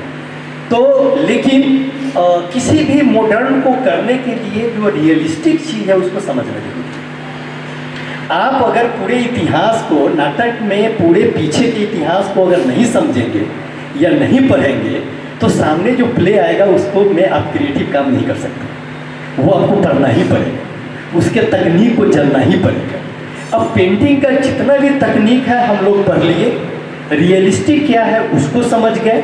अब जो रियलिस्टिक फॉर्म है उस रियलिस्टिक फॉर्म को समझ गए, इसलिए उसको तोड़ कर करके हम मॉडर्न फॉर्म तैयार करते हैं। नहीं तो मॉडर्न फॉर्म तैयार ही नहीं कर पाएंगे, क्योंकि उसको हम समझे ही नहीं। तो मॉडर्न फॉर्म है क्या, हम कैसे करें? हाथ रखना है नहीं रखना है, आँख रखना है नहीं रखना है, मुंह रखना है नहीं रखना है, हमको सिर्फ एक स्केच, एक फ्रेम किया और हम समझा दिए कि भाई हम ये बात कहना चाह रहे हैं। तो ये जो जाते हैं तभी ये होता है कि जो इसका मैथमेटिक्स है, जो इसका ग्रामर है, वो ग्रामर आपको समझना होगा, तभी उसको तोड़ करके आप नया क्रिएशन करके पब्लिक को आप दे सकते हैं। मुझे जहाँ तक लगता है कि यही है। इसलिए नाटक में आप पढ़िए चीज़ों को, उसका जो ग्रामर है उसको पढ़िए, जो तकनीक है उसको पढ़िए, और सिर्फ ये मत मानिए कि हम एक्टर है, मेरा काम है एक्टिंग करके निकल जाए। नहीं, जितने भी बड़े एक्टर हुए, जहाँ तक मैं जानता हूँ, पूरे भारत के हर मंच पे जाने का मौका मिला, सेट करने का मौका मिला। जो भी यहाँ जितने भी संगठन है सब लोगों के साथ, रणवीर के साथ भी मैंने प्ले डिज़ाइन किया है। तो ये मेरा अपना ये मानना है कि ये, और जितना मैंने देखा 35-40 साल से मैं इस शहर में प्ले देख रहा हूँ, डिज़ाइन भी कर रहा हूँ, बातचीत भी, और लकीली सौभाग्य है मुझे कि बाबा करण से लेकर के हबीब, तनवीर, बंसी कौल, सब लोगों के साथ काम करने का मौका मिला। तो जितना उन लोगों को सुना, जितना मैंने जाना, जितना मेरा पेंटिंग का अनुभव रहा, उससे मैं वहाँ तक पहुँचता हूँ कि मैं तभी एक अच्छा डिज़ाइन कर सकता हूँ जो मुझे, मेरे अंदर कलर का सेंस हो, स्पेस का सेंस हो, है ना, लाइट का समझ हो, है ना, कलर का समझ हो, है ना, क्राफ्ट का समझ हो, और जो कहानी है वो कहानी के अंदर जो चीज़ें हैं उसको कम से कम चीज़ में हम पूरी स्टोरी कह जाएं, ये करने का आपके पास वो तकनीक हो तो आप शायद बढ़िया एक्टर होता है। जितना मेरी समझ है, जितना मैंने किया है, और जिस तरीके से मैं थिएटर को देखता हूँ, आज भी करता हूँ, और अच्छा किया। मुझे इसमें काफ़ी, मेरा दूसरा शौक़ रहा थिएटर। पेंटिंग के बाद मेरा जो देश में बहुत लोग जानते हैं वो प्ले के नाम से, कि हम नाटक का डिज़ाइन करते हैं, और ये मेरी जो समझ है मैंने आपके सामने रखी। अगर आगे कोई क्वेश्चन होगा। जिस तरीके से सर आपने अभिनय और चीज़ों को जोड़ा और इतने बृहद रूप में बताया, हम लोगों के बहुत फ़ायदेमंद हुआ, क्योंकि हम सब अभिनय के विद्यार्थी हैं। रणधीर भैया, जैसे सर ने बताया कि इन्होंने पेंटिंग को कैसे डिज़ाइन करते हैं, या थिएटर को लेकर भी अपना अनुभव शेयर किया, तो बहुत सारे लोग, हम लोग हैं कि आपके साथ काम नहीं किए हैं, तो आपका, मैं जो डिज़ाइन करते हैं, खासकर डिज़ाइन वाला पोर्शन जो है, सिनेमोग्राफी हो या डिज़ाइन, तो आपका क्या पॉइंट ऑफ व्यू रहता है? कोई एस्पेक्ट आप जब सेलेक्ट करते हैं और अब जब डिज़ाइन करते हैं, तो जैसे सर ने बहुत चीज़ बताया, तो बहुत चीज़ कॉमन होता है कि आप वो चीज़ देखते हैं, लेकिन आपका स्पेशल, या आप कैसे उस चीज़ को अप्रोच करते हैं डिज़ाइन के पॉइंट ऑफ व्यू से? क्या क्या समझते हैं, क्या क्या ध्यान रखते हैं, और क्या क्या चीज़, और कैसे प्रेजेंटेशन आप प्रेजेंटेशन तक लाते हैं? तो ये थोड़ा समझना चाहते हैं। देखिए, हर आदमी का अपना एक तरीका होता है किसी भी चीज़ को अप्रोच करने का। जैसे उमेश भैया ने अभी बात शेयर की, अगर इनको इनके सामने अगर आप कोई प्रस्ताव रखते हैं नाटक का डिज़ाइन करने के लिए, तो इनका क्या प्रोसेस होगा? सबसे पहले इनका जो प्रोसेस जाएगा थ्रू इनका जो अपना काम करने का अप्रोच रहा है, मीन्स पेंटिंग, इनका टूल्स वैसे काम कर रहा है। अगर मैं इसी शहर से एग्जांपल देता हूँ, अगर संजय भैया के सामने, संजय उपाध्याय जी के सामने अगर आप कोई नाटक का प्रस्ताव रखते हैं, तो वो कैसे सोचेंगे? वो संगीत के थ्रू सोचना शुरू करेंगे नाटक को। ठीक है, अगर आप परवेज अख्तर साहब को कहेंगे कोई नाटक करने के प्रस्ताव देंगे, तो उस नाटक को शब्द के थ्रू सोचना शुरू करेंगे। मेरा जो अपना एक तरीका होता है, देखिए, मैं जो डिज़ाइन करता हूँ, लोगों को लगता है कि मैं डिज़ाइन करता हूँ, एक्चुअली मैं डिज़ाइन करता ही नहीं। ये आज तक पूरे शहर को भ्रम है कि मैं डिज़ाइन करता हूँ। हाँ, सच्ची बात बता रहा हूँ, ये तमाम लोगों में भ्रम है कि मैं डिज़ाइन करता हूँ। मैं तो कुछ करता ही नहीं इस नाटक में, सच बात मैं बता रहा हूँ, जिन्होंने भी मेरे साथ काम किया। अभिनेता के सामने एक दृश्य होता है, रखता हूँ और मैं कहता हूँ हाँ भाई ये बता दो हमको ये क्या दिख रहा है। अभिनेता को कुछ दिखता है, मुझे कुछ दिखता है। जब हम बातचीत करते हैं तो उसमें से कुछ चीज़ें निकल के आती हैं, और वो जो चीज़ निकल के आती है वही चीज़ उस दृश्य को करने का माध्यम बनता है। बस इतना ही करता हूँ मैं कि बातचीत करता हूँ तो अभिनेता के साथ और खुद के साथ कि हाँ ठीक है। अब उसी में क्या होता है कि बहुत सारे, अच्छा मैं आपको एक चीज़ और बता दूँ, मेरे जितने भी नाटक आपने देखे होंगे, अगर आप लोगों ने देखे होंगे तो एक सामान ऐसा नहीं है जो मैं लेकर के आया हूँ।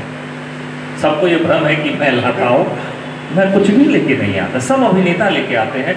हाँ, ये आरोप मुझ पे लगता है कि मैंने अभिनेताओं पे ये लाद दिया है और मैं क्राफ्ट करता हूँ, लेकिन मेरे किसी भी नाटक का एक सामान मेरा लाया हुआ नहीं होता है, अभिनेता का लाया हुआ होता है, जिसको मैं थोड़ा शेप देता हूँ। अभिनेता ने कहा जी कि एक मुझे ना किताब चाहिए, तो मुझे लगा अच्छा किताब चाहिए आपको, ठीक है देता हूँ। अब वो किताब मैं अपने तरीके का दे देता हूँ, बस इतना ही फर्क पड़ता है। उमेश भैया ने बताया। और वो क्या होता है, देखो दो तरीके होते हैं, ये तो हंसी मजाक की बात हो गई। दो तरीके होते हैं डिज़ाइन करने के, कि थ्रू डिज़ाइन या थ्रू सीन आप क्या कहना चाहते हैं। एक होता है सब टेक्स्ट और एक होता है टेक्स्ट। आप टेक्स्ट बोल रहे हैं तो डिज़ाइन, जैसे उमेश भैया की बात को अगर आप एनालाइज करेंगे तो क्या है, मैं कोशिश करता हूँ, जैसे एक स्ट्रक्चर है, कंस्ट्रक्शन है, जिसको हम डिज़ाइन कहते हैं। डिज़ाइन सिर्फ सेट में नहीं होता है, जैसे कॉस्ट्यूम में हुआ, लाइट्स में हुआ, सारा एक कंस्ट्रक्शन है। मेरा मानना है, मेरा नाटक, मेरा जो प्रोसेस होता है कि ये टेक्स्ट है, ठीक है, तो टेक्स्ट तो है, अब टेक्स्ट तो अपनी बातें कह ही रहा है, तो लेकिन मैंने एज ए डायरेक्टर किसी टेक्स्ट को अप्रोच किया है, तो क्यों किया है भाई, मेरा भी तो एक पर्सपेक्टिव आएगा। लेकिन अगर वो पर्सपेक्टिव राइटर को ओवर रूल करके आ रहा है तब वो गलत है। इसलिए मैं राइटर के साथ छेड़छाड़ नहीं करता। राइटर ने जो कहा है, अब उसके अंदर मैं तलाशता हूं कि अच्छा इसमें मुझे क्या कहना है और कैसे कहना है, तो मुझे क्या कहना है। तो मेरा एक अप्रोच आता है कि अच्छा मुझे मेरे पॉइंट ऑफ व्यू से ये कहना है, मुझे उस पॉइंट ऑफ व्यू को मैं थ्रू ऑब्जेक्ट क्रिएट करता हूँ, कि थ्रू ऑब्जेक्ट और थ्रू मेरे नाटक में आपको कंस्ट्रक्शन बोलना नहीं मिलेंगे, बहुत कम। एक नाटक में, एक नाटक में सर ने डिज़ाइन किया था महुआ, उसमें आपको कंस्ट्रक्शन मिलेंगे क्योंकि वहाँ कंस्ट्रक्शन की ज़रूरत है। और मैंने इनसे आग्रह किया था कि देखिए मतलब मैं करता हूँ, लेकिन मैं कंस्ट्रक्शन बिल्कुल नहीं जानता, मुझे ऐसा चाहिए। तो इन्होंने आकर के उसका डिज़ाइन किया और मेरी मदद की थी। तो मेरे नाटक में आपको कंस्ट्रक्शन नहीं मिलेंगे। मैं अपने टेक्स्ट को थ्रू, दो ही माध्यम मेरे पास होते हैं, एक्टर्स एंड ऑब्जेक्ट। तो मैं जो अपने टेक्स्ट को डील करता हूं थ्रू ऑब्जेक्ट डील करता हूं। कि अच्छा ये टेक्स्ट है तो थ्रू ऑब्जेक्ट में कैसे चीज़ों को कम्युनिकेट करता हूँ। जैसे अभी जो मैं नाटक कर रहा हूँ कमला, कमला बहुत बोल, आप लोगों ने पता नहीं कितने लोगों ने पढ़ी है नहीं पढ़ी है। कमला सुरैया, कमला दास इसका नाम है, और ये बहुत ही बोल्ड टेक्स्ट है, बहुत ही ज़्यादा बोल्ड टेक्स्ट। राहुल है अभी साथ में है तो वो जानता है। मैं बता रहा हूँ, वहाँ आ रहा हूँ, मैं क्या बताना चाह रहा हूँ। वो कमला जो है वो बहुत बोल्ड टेक्स्ट है, बहुत ही ज़्यादा शरीर के बारे में बात की गई है। अगर उसको यहाँ पढ़ूँ तो बहुत सारे लोग अनकंफर्टेबल हो जाएंगे, और तो हमारे लिए चैलेंज था कि इसको क्या करें, कैसे लिख के आना है भाई। ये तो कोई सुनेगा तो लगेगा कि सेमी पोर्नोग्राफी है ये, इट्स लाइक दैट। सहजता में 3 के लोग सहज में, तो हमने इसमें क्या किया है कि अच्छा मुझे ये बात कहनी है लेकिन लाइन तो यही है। तो कमला वाले में हमने क्या किया है, पहली बात आई एम ट्राइंग आउट कि हमने सब टेक्स्ट को टेक्स्ट बना दिया है और टेक्स्ट को सब टेक्स्ट बना दिया है। बात समझ में आई कि अब कम्युनिकेट कैसे करें, मुझे करना तो यही है, उसका क्या हो सकता है। तो हमने टेक्स्ट को ही सब टेक्स्ट बना दिया है, और उस सब टेक्स्ट को थ्रू ऑब्जेक्ट लेकर के हमारे, और जो सब टेक्स्ट था उसको हमने टेक्स्ट में कन्वर्ट कर दिया है कि ये अगर वो अपने शरीर की और सेक्सुअलिटी की बात करना चाह रही है तो एक्चुअली वो बताना क्या चाह रही है, तो जो बताना चाह रही है उसको बतवाया है, जो शरीर की बात करती है उसको ऑब्जेक्ट में लेके चलेगा, और ये एक तरीका होता है। तो उसके साथ प्ले करना ज़रूरी होता है कि आप कहना क्या चाहते हैं और आपका अप्रोच क्या होता है। तो इसलिए मैंने कहा कि मेरा अप्रोच थ्रू ऑब्जेक्ट और थ्रू टेक्स्ट के एक्टर्स और टेक्स्ट के साथ चलता है, और आप लोगों को लगता है कि मैं डिज़ाइन कर देता हूँ, ऐसा बिल्कुल नहीं है, ये भ्रम है।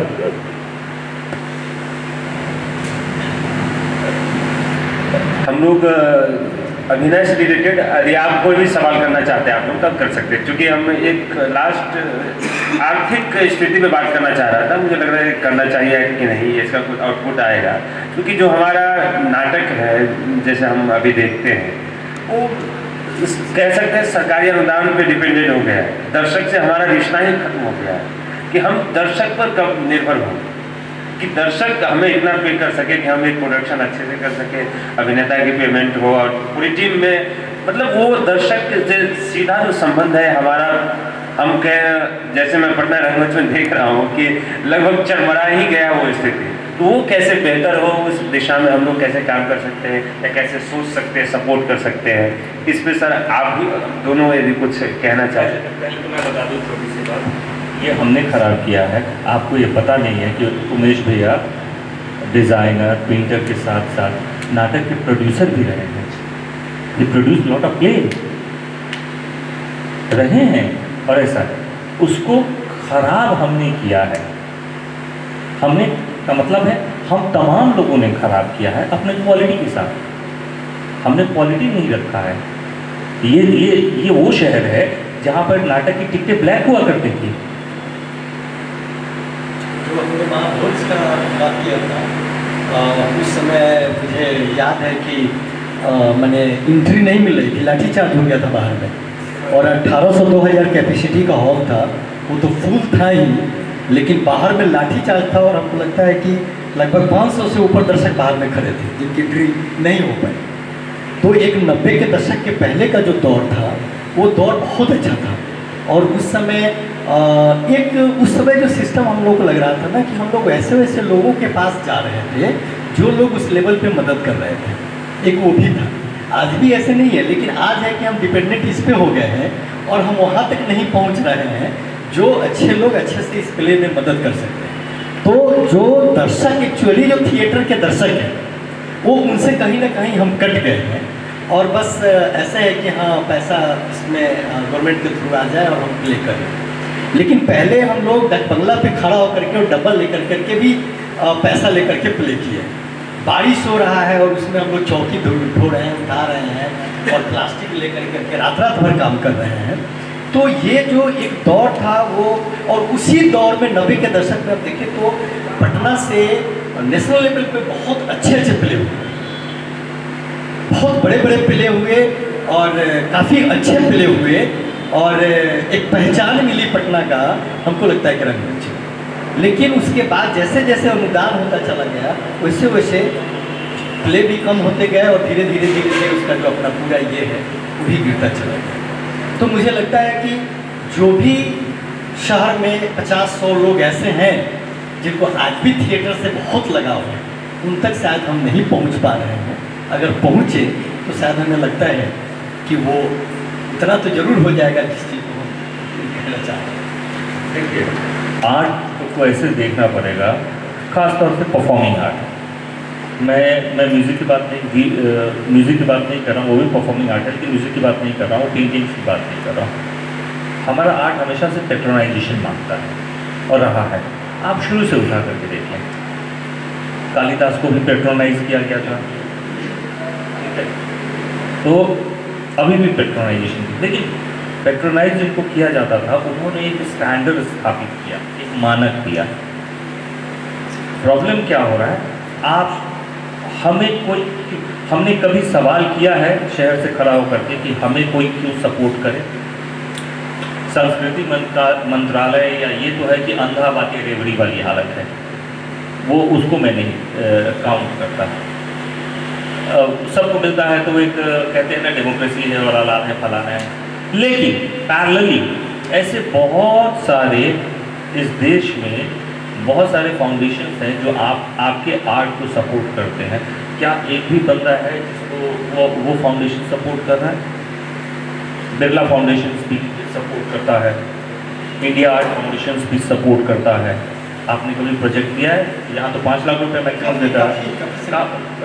आगा खां फाउंडेशन सपोर्ट करता है, कॉमनवेल्थ, मैं ऐसे 50 नाम आपको बता सकता हूँ जो सपोर्ट करते हैं। टाटा का भी मतलब बहुत सारे फाउंडेशन हैं ऐसे। एक्चुअली हमने आर्ट को उस लेवल पे देखा ही नहीं। अभी जो ग्रांट्स मिलते हैं, ग्रांट्स क्यों मिलते हैं कि हम लोग जैसे भैया बता रहे हैं ना कि आप नाटक करना है भाई एक अच्छा सा, तो पैसा नहीं है, तो बारिश हो रही है और डिब्बा लेके खड़े हैं, तो सरकार ने देखा कि यार तुम बारिश में कितना मेहनत कर रहे हो, बारिश में भी डिब्बा लेके खड़े हो, तो इसको बंद करो, तुम अपना आर्ट करो, थोड़ा पैसा हम दे देते हैं, ठीक है। तो ग्रांट्स इसलिए आए। अब उस ग्रांट्स को आपने उसको मौलिक अधिकार मान लिया, सहयोग को अधिकार मान लिया। अब वो अधिकार जो है वो जीवन चलाने का माध्यम हो गया। अनुदान जीवन चलाने का माध्यम नहीं हो सकता है। अनुदान इसलिए होता है क्योंकि आपको, अगर आपने कोई 10 लाख का नाटक कर रहे हैं तो जी आपको कटोरा लेकर के सड़क पर खड़ा ना होना पड़े, इसलिए सरकार ने आपको 4 लाख रुपए दे दिए। आपने उसको जीवन चलाने का माध्यम बना लिया है। प्रॉब्लम वहाँ है। तो आप देखिए, मुझे आज भी एक बात बहुत अच्छी, मतलब मुझे बहुत अच्छी लगी थी। आज से वो बात मैंने तकरीबन 20 साल पहले सुनी थी। अपने बिहार के ही नाटककार हैं, दरभंगा के, कैसे भूल गया नाम, मेरे यहाँ है, प्रवेश भाई ने भी उनका नहीं, प्रवेश भाई ने भी उनका नाटक किया है। अविनाश शंकर, हाँ अविनाश जी। बड़ी बात है कि कला का दूर है पेट्रोनाइजेशन के लिए। एक तो है कि आप सरकार के पास चले जाएं, और दूसरा है सरकार आपके पास चले जाए। अब चुनना आपको है कि आपको क्या करना है। तो मैं कह रहा हूं कि जब तक हम अपने काम को मजबूत नहीं करेंगे, हाँ जुगाड़ से कहीं एक शो मिल गया, कहीं कुछ हो गया, ये चलता रहेगा, जिंदगी चलती रहेगी। जिंदगी चलने में कोई दिक्कत नहीं होती है, लेकिन जुगाड़ से चलती रह सकती है। कुछ मुकम्मल स्थान नहीं प्राप्त होगा। अगर कुछ स्थान प्राप्त करना है तो आपको अपने कला को मजबूत करना होगा, और कला को मजबूत करने के लिए आपको काम को मजबूत, आपकी समझ को मजबूत करना होगा, तभी आपके कला को स्थान मिलेगा। नहीं तो बाकी तो ठीक है, चल ही रहा है, दुनिया चल ही रहा है, सारा फेस्टिवल हो ही रहा है, सब कुछ हो ही रहा है, ग्रांट्स मिल ही रहा है, दिक्कत क्या है।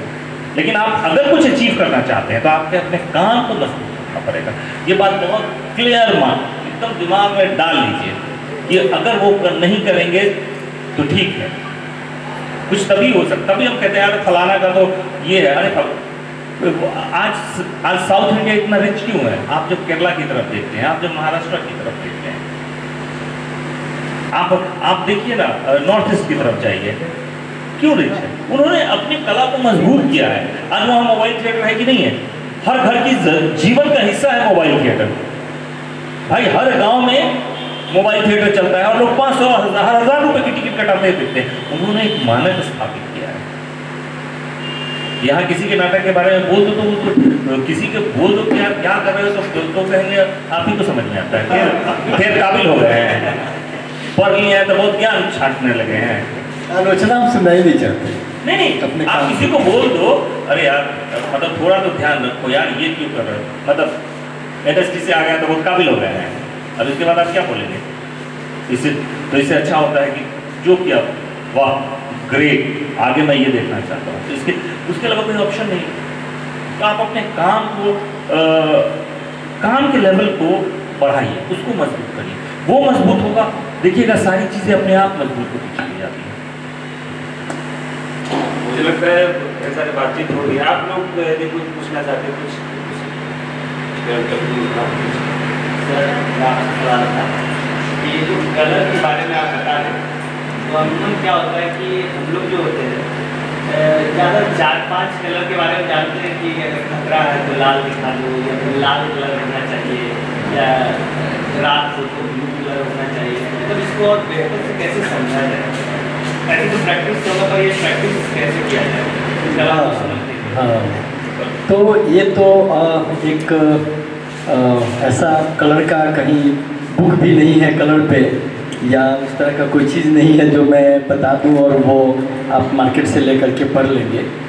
एक्चुअली एक तो कलर को समझने के लिए लगातार कलर से खेलना होगा, है ना। और दूसरा बात कि कलर में तो बताया ना कि लाखों सेट्स हैं, और सारे सेट्स जो हैं उनके अपने अपने कैरेक्टर हैं। वो धीरे धीरे लाइट से डार्क की तरफ बढ़ता है, तो उसके हर जो लाइट है तो उसका कैरेक्टर क्या है, और धीरे धीरे डार्क बढ़ता है तो उसका कैरेक्टर क्या है। लेकिन अमूमन जैसे जो 12 कलर है उसमें हम लोग जो ये देखते हैं कि जैसे रेड है, तो रेड में भी हम लोग 2 कैरेक्टर देखते हैं, ये वो खतरा में भी और एक शुभ में भी। जैसे शादी विवाह होता है तो सिंदूर से लेकर के या जो भी लाल जोड़ा वगैरह पहनाते हैं, तो या जो भी हम पूजा पाठ करते हैं उसमें लाल लाल जो भी चीज़ें हैं, तो वहाँ शुभ भी हो जाता है। लेकिन एक तरफ जो है हम खतरा का निशान भी देते हैं, तो वहाँ भी एक रेड लगाते हैं और क्रॉस करते हैं कि ये खतरा है। तो ये एक्चुअली ये है कि हमारे सर पे भी रेड जाते हैं, क्योंकि कलर में सबसे ज़्यादा जो दूर से दिखने वाला होता है वो होता है रेड। उसी तरह से आप ब्लैक को ले लें, ब्लैक का भी अपना 2 है ना। तो ब्लैक में भी वो कहीं कहीं, चूँकि हम खुद आदमी हैं और हमारा बाल और ये और सारा चीज़ जो है सो ब्लैक है, लेकिन उसको कहीं कहीं जो है, और उसी मुस्लिम के लिए वो बहुत अच्छा है, और हमारे हिंदू धर्म के लिए वो जो है सो काला जो है वो हम अलग इस्तेमाल करते हैं। तो ये कलर में इस सारे चीज़ को हमको लगता है कि वो धीरे धीरे आप प्रयास करेंगे या कलर को लेंगे या कलर को समझेंगे, जिसमें कि आप समझ लीजिए कि ऑरेंज है, येलो है, तो ये हमारे शुभ कलर में आता है। और शुभ कलर में भी उसको हम ये करते हैं। फिर हमारा जो है सो कूल कलर होता है, जो ठंडा कलर बोलते हैं, उसमें हमारा ग्रीन आ जाता है। ग्रीन के बाद में आपको ब्लू आ जाता है। इसमें भी जो है सो हमारा शांति टाइप का है। इसमें भी बहुत कलर है जो कि हार्ड है, बहुत कलर के जो है एंटी कैरेक्टर है ना। बहुत जो है सो उत्साहित करता है कलर, बहुत कलर जो है सो हमारा अति को डाउन करता है, हमारे विज़न को या हमारे इसको। तो ये सारे कलर के कैरेक्टर हैं, और ये हमको लगता है कि कलर पे अलग से हमको लगता है कि कुछ वर्कशॉप टाइप से होना चाहिए, और तब उसमें जो है ना कुछ कलर के चार्ट्स लेकर के, कुछ उसके लेकर के कि किस कलर का किससे रिलेशन है, प्राइमरी क्या है, सेकेंडरी क्या है, और कैसे कलर बनते हैं, और बनने के बाद में वो कलर का फिर क्या कैरेक्टर है ना। तो ये हमको लगता है कि ये 10 मिनट 20 मिनट की चीज़ नहीं है, ये वर्कशॉप का चीज़ है ना। डिज़ाइन जो है वो सेट डिज़ाइन हो या कस्टूम हो या उसमें कलर का इस्तेमाल कैसे करते हैं, वो हमको लगता है कि कभी कभी इन चीज़ों पे हमको लगता है कि यहाँ बैठ करके 1 दिन 2 दिन का वो वर्कशॉप करना चाहिए, ताकि डिटेल में चीज़ों को रख सकें, है ना। तो ये एक छोटा सा ध्यान दो, कलर समझना है तो थिएटर के पर्सपेक्टिव से अपने नेचर की तरफ देखो। जब नेचर को देखना शुरू करोगे ना, तुमको रंग दिखेंगे।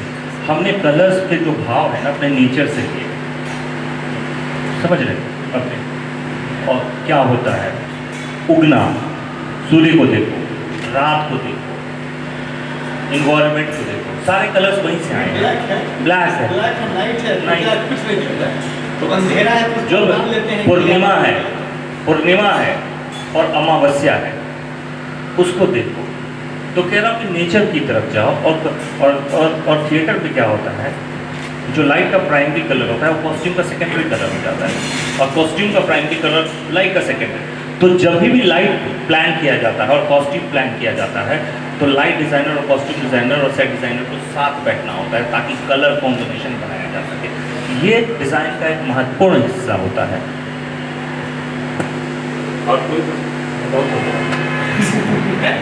मेरा एक सवाल है।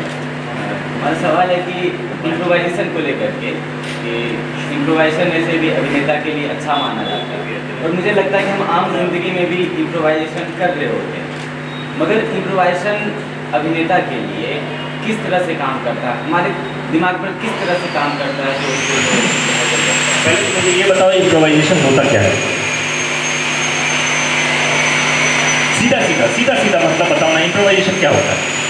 इम्प्रोवाइज का मतलब बताओ, इम्प्रोवाइज का हिंदी बताओ।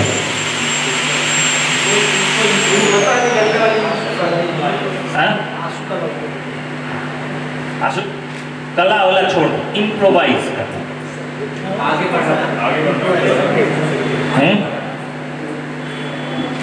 मतलब अगर ऐसे समझे कि अगर कोई चीज़ हो रही है, घटित हो रही है, अच्छा हो रहा है, बुरा हो रहा है, कोई घटना घट गई या कुछ ऐसी चीज़ें हो रही है, उसको थोड़ा सा, अगर कुछ हो रहा है तो उसको थोड़ा आगे बढ़ देना, ठीक, इम्प्रोवाइज करते हैं कि चीज़ों को करेक्ट करते हैं या चीज़ों को बिगाड़ते हैं।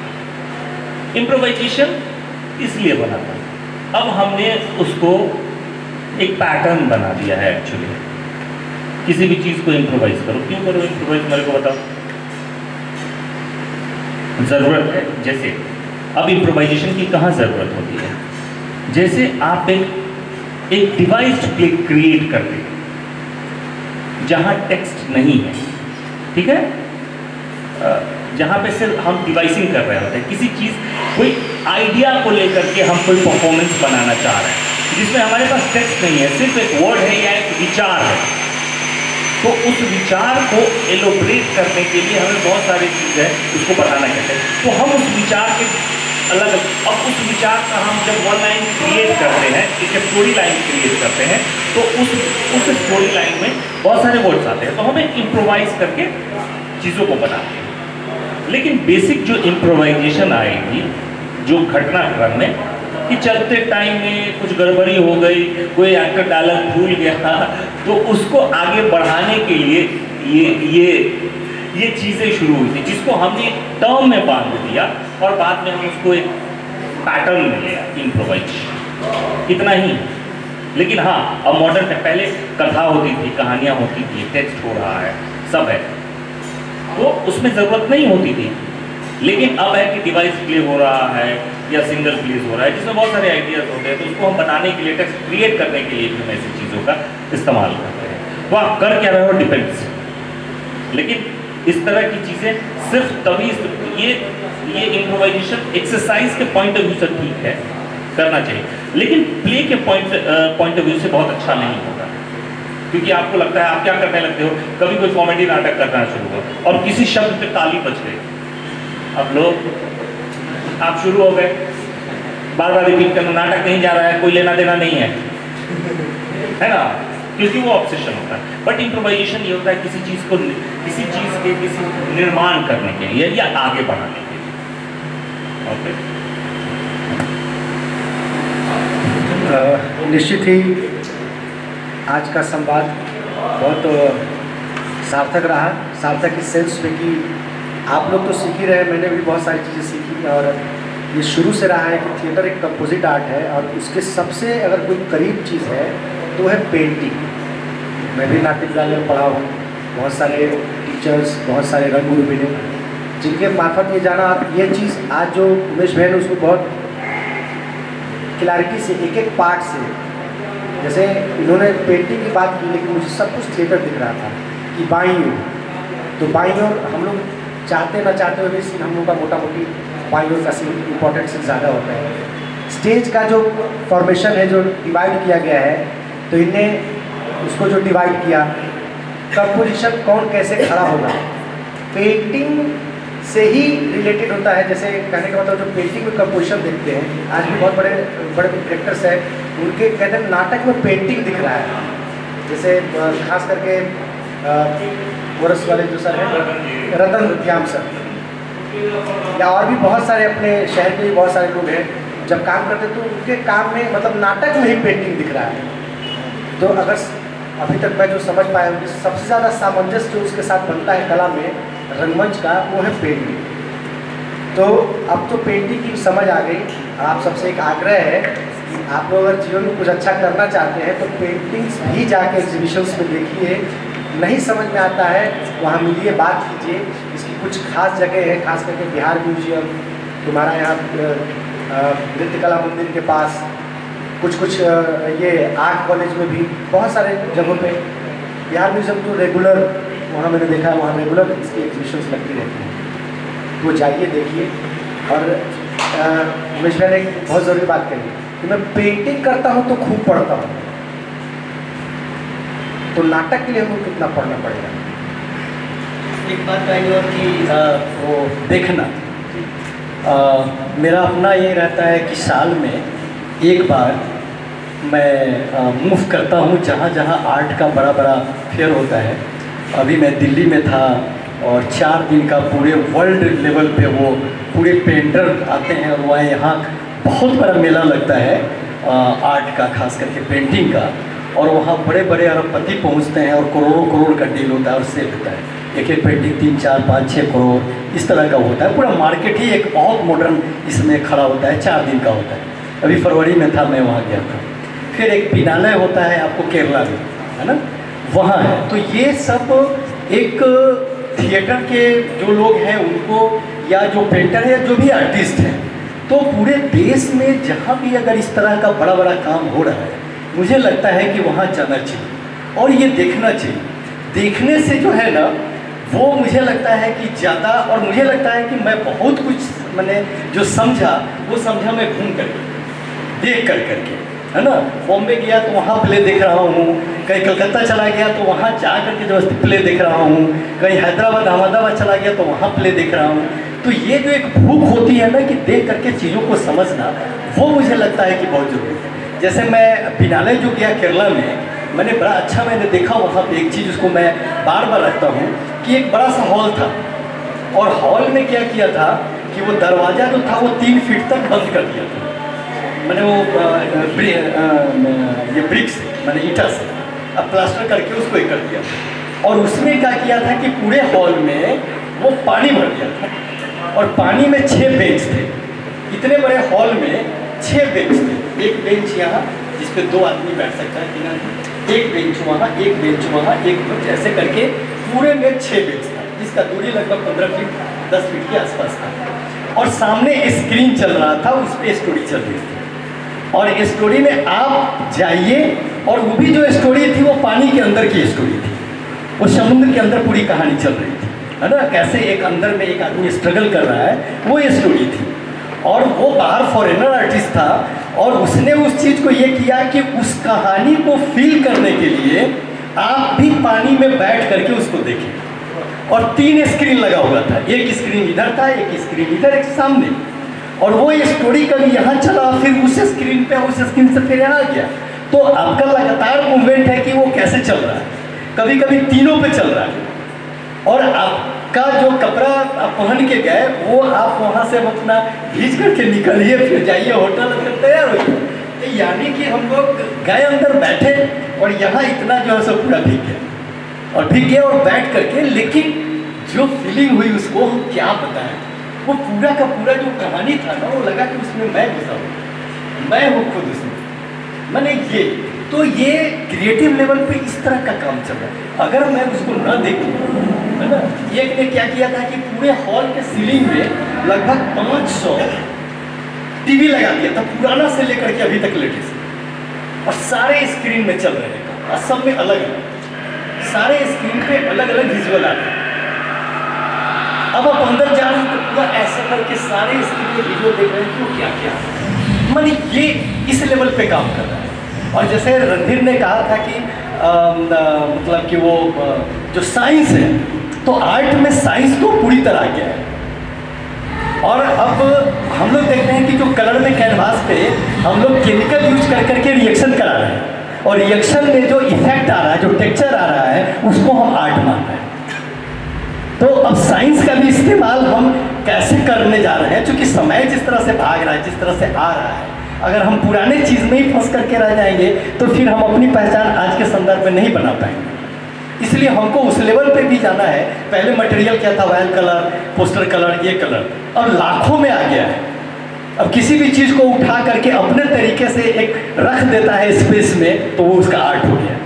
मैंने एक जगह क्या किया कि वो ये जो होता है, क्या बोलते हैं, मधुमक्खी का छाता, तो फिनाले में क्या किया था कि नीचे एक उसका केबिन रख दिया था और ऊपर में 5-6 ऐसे करके उसके पास लटका दिया था मधुमक्खी का छाता। कुछ नहीं है, सिंपल सा चीज़ है।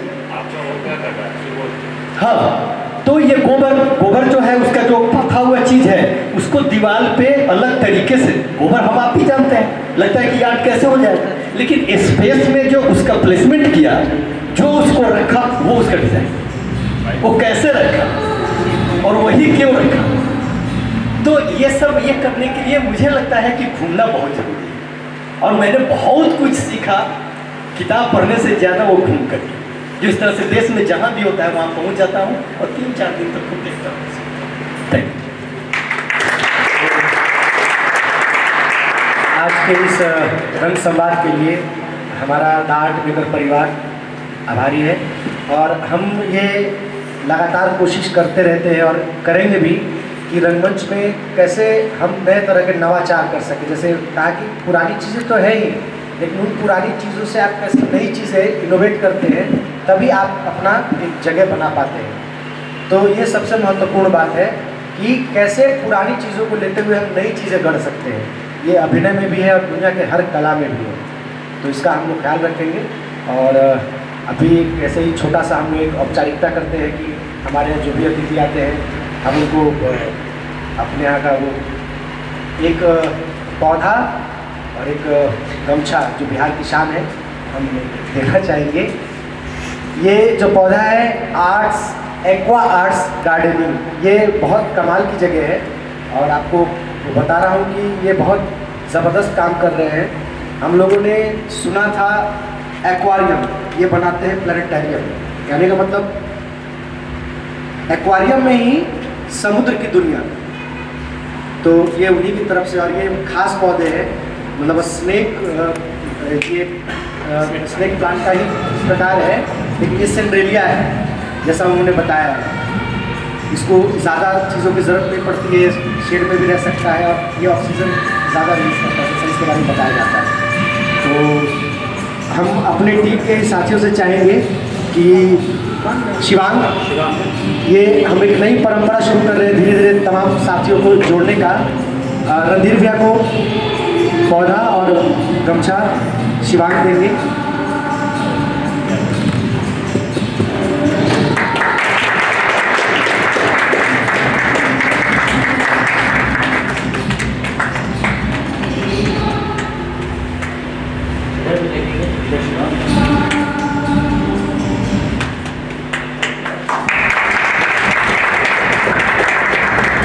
और दूसरे साथी हैं प्रभाकर, उमेश भैया को पौधा और गमछा देकर सम्मानित करेंगे।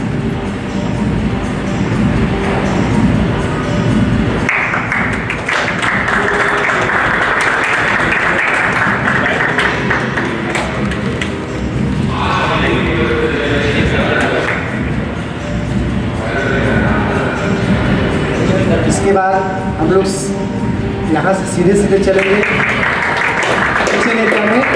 आप सभी के लिए खाने का बंदोबस्त है, आप लोग